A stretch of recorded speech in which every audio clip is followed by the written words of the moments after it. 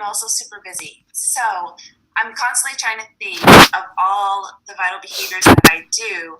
How can I get the most out of this vital behavior? And so when it comes to personal development, I feel that we should be very strategic in how we are focusing in our personal development. And my argument to you tonight is that focusing your personal development on your strengths is going to give you the most return on investment. So, there are two schools of thought when it comes to personal growth. You can either work on improving your weaknesses or maximizing your strengths. Growing up, I was always sort of taught to focus on my weaknesses and pick them apart and try to improve them because everybody sees their weaknesses, everybody feels embarrassed by them or feels bad about them. And so it's just kind of like this natural desire to want to focus on our weaknesses and just fix ourselves. So, there's nothing terrible with trying to improve an area that you're weak in, but there are some downsides to it. So if you try to only focus most of your energy on your weaknesses, you're going to only experience probably incremental progress. Very slow. It's going to be an uphill battle. You have resistance in the areas that you're weak in. Me, for example, I am very weak in organization. And so if I were to sit down and try and do some deep organization of my business or my done, because there's resistance there, it's not a strength of mine. So I would probably end the time frustrated, feeling like a failure, not having made a ton of progress, and feeling drained. It just drains you when you try and put a ton of energy into an area that you're weak in. So what should you do with your weaknesses? I would suggest trying to work around your weaknesses, trying to find some fixes. Becca did a great call about how she keeps her organization very simple because that's also an area that she's not super strong in, but she's worked around it. She's found hacks and she's found just ways to not overcomplicate something that she's not very strong in, and I do the same thing. So try to think of it as maybe like an 80-20 rule, maybe 80% of your time really digging into your strengths and only putting about 20% of effort into your weaknesses. Not that you shouldn't try to boost them up because they can hinder you if you really let them, but I wouldn't recommend taking tons and tons of time just focused on improving a weakness in yourself. I think you're gonna burn yourself out, and you're not gonna get a lot out of it at the end. So the alternative is to maximize our strengths. Now, your strengths are that's your secret sauce. That's what makes you shine. That's what makes you stand out. That's where you can really your talents lie.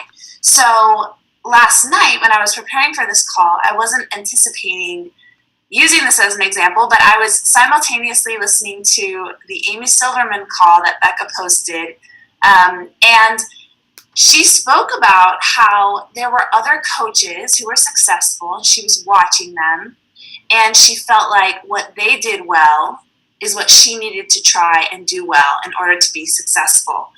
And it ended up super frustrating her, and it was such a juxtaposition because Melanie Mitro kind of introduced Amy, and I can't think of two more different people and women with two more different strengths. But they're number one and number two, I think, right now in the company.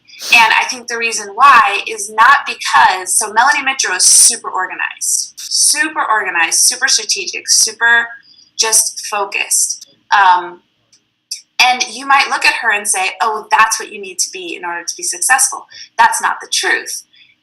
That's her strength. And so she has maximized her strength to the utmost that she can.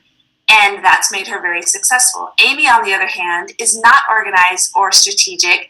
She's all over the place, but she's super passionate. She's good communicator. She's brilliant at branding. So she took her strengths and she maximized those, and they're number 1 and 2 in the company.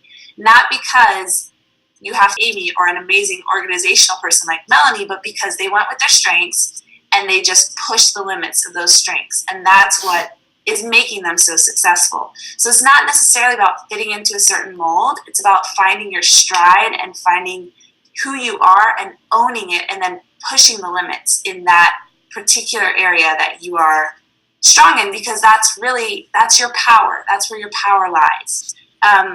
So like an athlete, for example, a world-class swimmer is not going to spend hours and hours working on their cycling skills. They're not great at cycling, so why would they spend hours and hours trying to be a better cyclist? They're gonna focus on what they're super gifted in and just take it all the way to the end. So that's what I think maximizing our strengths is going to do for us, and that's where I think we're going to find that we can really take off as coaches, is when we discover and then just grow and build on those skills.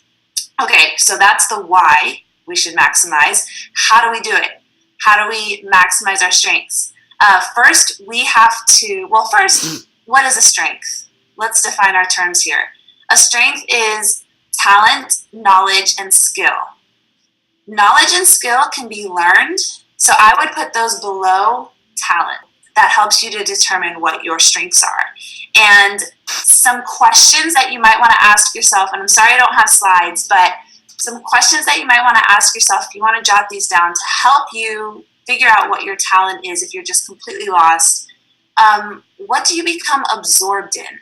Like, what can you just get lost in for hours? What do you naturally do well?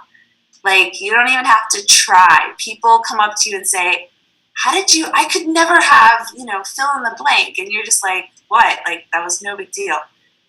What do you get intrinsic satisfaction from? Like, you walk away from whatever that activity is and you just feel like awesome. You just feel like you killed it. You love doing it. And where do you find the least resistance? Like, something that is just simple for you to do. Those are just some questions that you can just be mulling over in your mind as you're trying to pull out and identify what your talent is. So once you find sort of your talents, and I actually have a list, I'm not sure how long it is, it's pretty long. I'm going to post it in the TeamBTFP page when I'm finished with this call. I just found it online, I didn't create it, but it has like a gazillion talents. And so I would encourage you to print out that list and just kind of go through and highlight ones that seem to pop out at you of, oh, you know what? I love doing that. I get satisfaction from that. Oh, I'm actually really good at that, like, just for no reason. And that's going to help you to figure out what your strengths are, where your talents lie. So once you identify your talents, then you can use knowledge and skills to build that talent and really bring it to the next level. So this is where you want to be able to focus your personal development, which is going to give you knowledge, on that talent. So if you have a talent of communication, don't waste your personal development learning about time management when you go to the next level. If you have a talent, and even talents that don't seem to necessarily be tied to coaching, like, for example, some of the talents on the list are like singing or acting or music or sports. Those don't seem to be things that like would make you a great coach.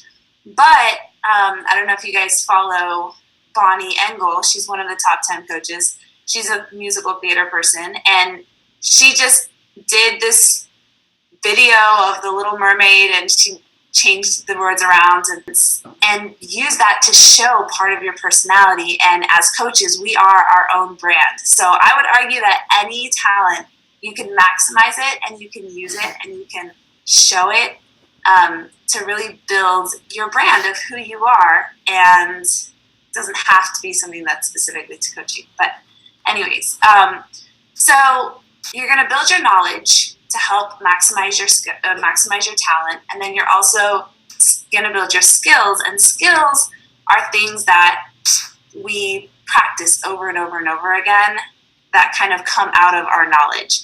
So let me give you an example. If I have a talent of communication, then I read a book on communication, or I watch a training on communication, well, then I have to practice that skill. I have to get up in front of you guys and lead a team call and practice my communication. So I've just identified my talent, I've built my knowledge around it, and now I am practicing this skill.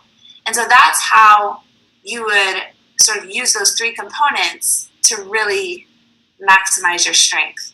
And the more times you do that, the more investment that you have into that strength, all of a sudden you're a master communicator, and you can shine, and you can create videos, and you can create blog posts that speak to people, because you have a well-developed strength in communication, or whatever it might be.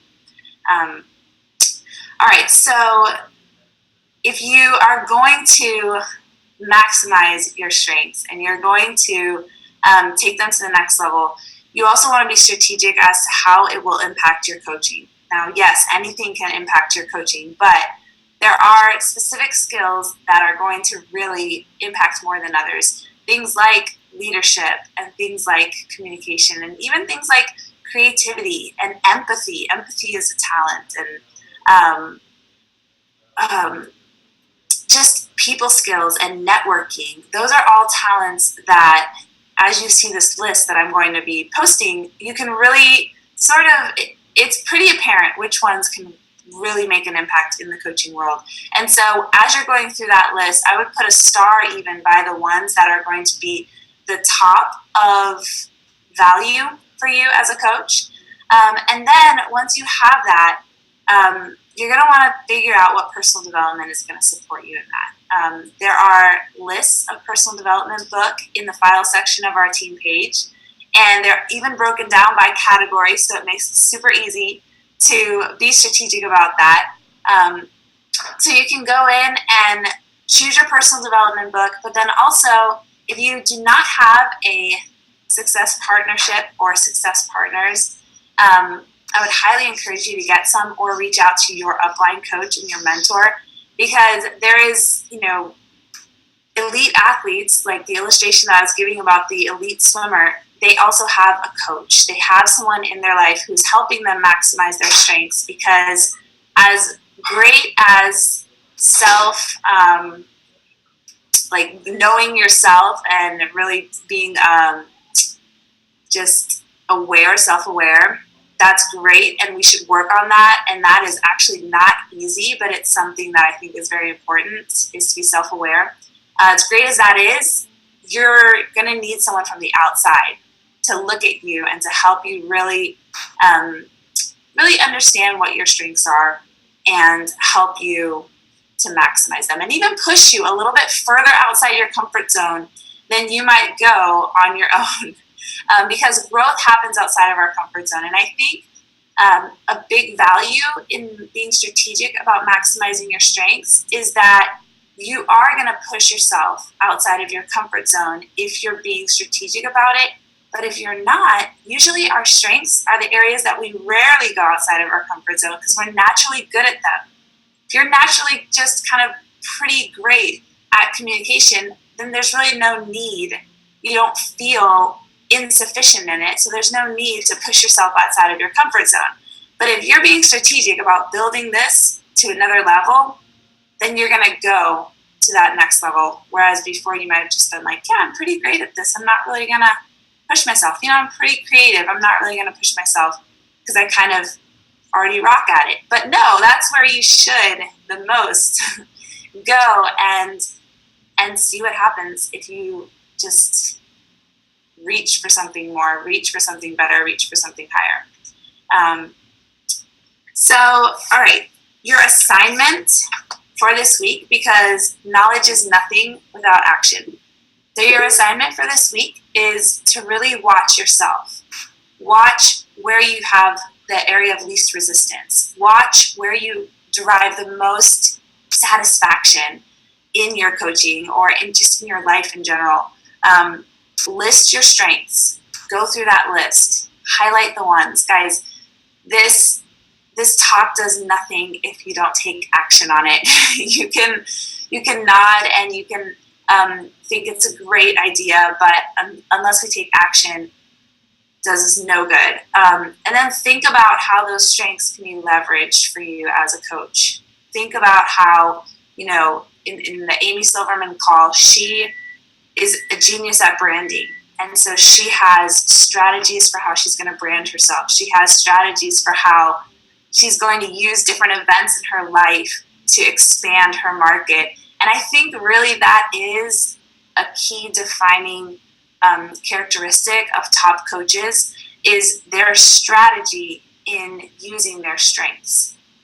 Whether it's charisma on a video, go around to different top coaches and look at their social media and look at what they're doing and resist the temptation to try and copy them, but just appreciate them for who they are and what they're doing and how they are pushing their strengths. There are some coaches who are super fit and they are muscle mamas and that's who they are and they own it and people are attracted to that.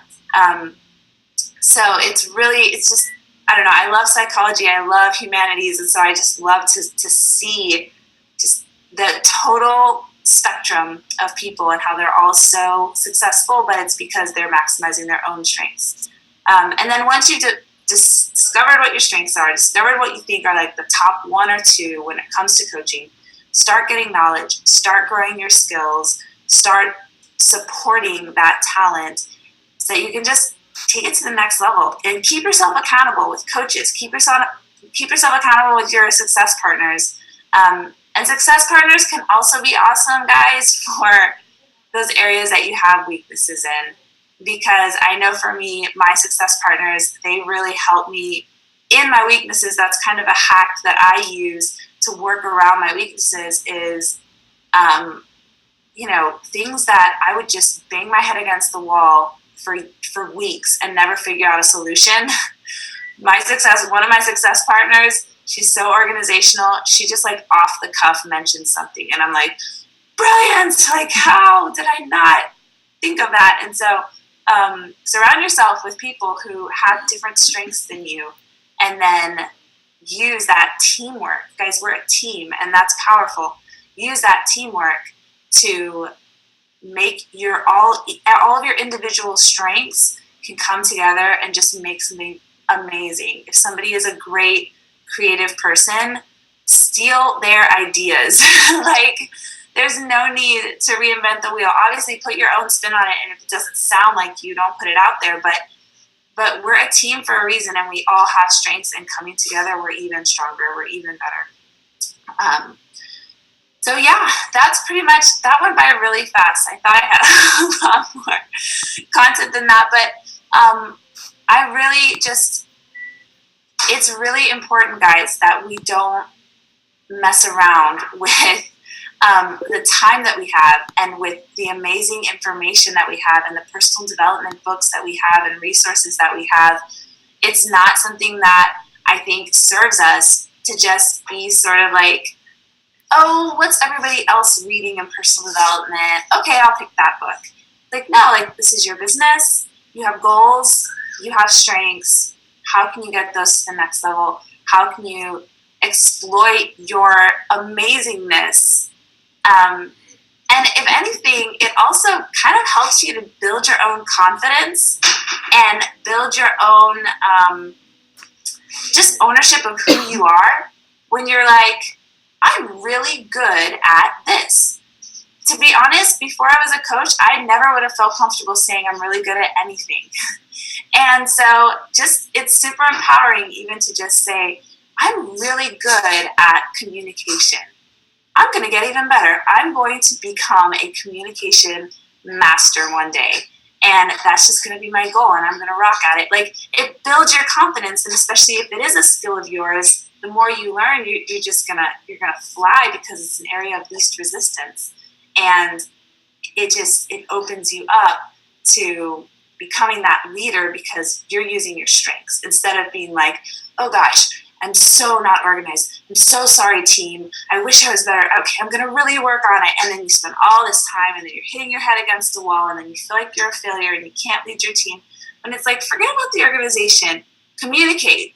Build your strength. You got this. Like, it's just such a, I just feel like it's such a paradigm shift when you really just go with your strength and push your weakness to the side. Figure out how to manage it, but don't let that consume you. And I don't know if you're anything like me, but I have such a temptation to do that as a perfectionist. Everything has to be perfect. But it's like, no, because that is going to cripple you from being the amazing coach and the amazing leader that that you can be, because we all have it in us. We all have that special spark. I really want to see you guys just exploit it to the absolute heights that you could possibly go. So yeah, that's it. I hope that was helpful. That was so good, Vanessa. Thank you so much for sharing with us. So I don't know about you guys, but I took a whole bunch of notes. So I loved how Vanessa broke it down and explained kind of that little formula where talent in knowledge and skill is your strength. But then you can kind of play around with that formula and say, well, I want to make my strength better, so how do I do that? So then, you can say, well, I have to learn, so I have to increase my knowledge, and then I have to practice it, which is honing my skill, and then my talent goes up, and that's like maximizing your strength. I love that. I also loved how she said, where's that part in my notes? Where did I write it? I love how she said to kind of pay attention to, the top 10 is a really easy place to do that because it's just 10 people, so it's not so overwhelming. But the top 10 is kind of a cool place to look, and she's absolutely right. You see an entire spectrum of different types of people from different walks of life that have different strengths, and what she said about them each kind of having maximized theirs is absolutely true. And you can pretty quickly get a sense of who they are and what they're good at if you pay attention to them just for a little while. And like Vanessa was saying, you can see how they've really figured out a way to maximize what they're good at. I love how she said that you can find mega success when you stop trying to make yourself fit into someone else's strengths. I think that's huge because as coaches, especially new coaches, you only have what's in front of you. So you kind of only know what's right there. So you really only know your sponsoring coach, maybe me as your upline coach, maybe Lindsay Matway as your upline coach, and you think, well, I'm not like these three people, so can I be successful in this? And, your number one, reflex is to say, well, I need to make myself like one of these three people because they're being successful at it. And you're trying to fit your square peg into someone else's round hole, and the puzzle's not working right. So I think that that's a huge kind of aha moment for a lot of people. I know I had that myself. I've talked about it before in team calls where I had this kind of aha moment when I was like, well, I don't have to be exactly like Lindsay and some of the other bombshells who are all very glamorous and put together and on top of things, because I don't feel like that's me at all. So when you kind of can let go of that idea of what you think is the perfect coach because you've seen another coach that's maybe that way be good at what they're doing, you really open yourself up to being a really incredible coach on your own terms. So I love that. I can't wait to see the list that Vanessa has. I'm going to download it and highlight what mine are. I wonder if there's going to be something I'm not expecting. There's probably going to be something really random that I'm not expecting. But absolutely true that you can use those talents in very natural ways. So me, for example, I have a talent for photography. So I use that a lot. I really utilize Instagram as well as I possibly can, and I try and put a little more effort into the photos I take with my phone, and that comes naturally to me. So one of the things I thought was really cool that Vanessa said, the questions for figuring out what your strengths are. What do you get absorbed in? What do you do well naturally? What do you get intrinsic satisfaction from? And where do you find the least resistance? So what do you do well naturally, and what do you find the least resistance in? That's photography or aesthetics or whatever for me. Like, that's so easy for me. And I was thinking about that as Vanessa was talking because I was asked to do a like a little one-day training on personal branding, which I've done calls on that before. You guys, if you've been around, you've heard it. You're probably sick to death of me talking about it to you. But a lot of the other coaches and other teams will ask me to speak about it because everybody thinks that I do it really well, and sometimes I don't think that I do because it just comes naturally to me. Like Vanessa was saying, you may not even realize you're good at something because you've never even really had to try. So it's always kind of funny to me when people are like, can you come talk about branding? Because I'm like, really? But it does, like, that kind of stuff comes easy to me. I can look at other people's stuff and figure out solutions for them without really having to try. Like she was saying, her success partner is very organized and can come up with stuff really easily. So I loved that. So I think that that's going to be kind of a fun thing for everybody to do.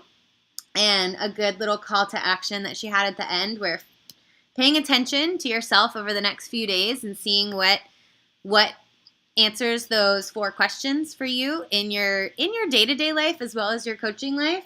Then using that list to maybe get outside of your own head about it and, maybe see some options that you didn't think.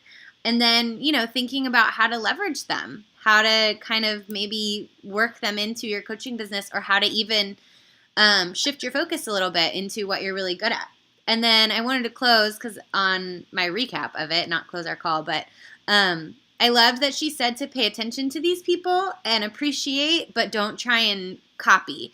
And I'm not saying copy like don't use an idea that they use or don't use them as inspiration, but don't try to be them. Like that's kind of more, I think, what Vanessa was saying. So appreciating them for what they're good at. Like I can look at Melanie Mitro all day and appreciate the heck out of how organized she is.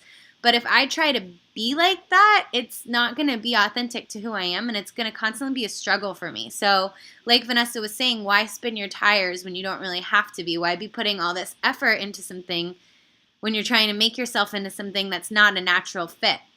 So I love that. So I'm going to stop our recording so that we can actually have some time to chit-chat. But thank you so much, Vanessa, for all of those things. I have all these notes. I'm so excited to go through all the other stuff. I'm sure that everybody else feels the same way. So thank you so much. And give me 2 seconds. You guys stop the recording, and we'll have some Q&A.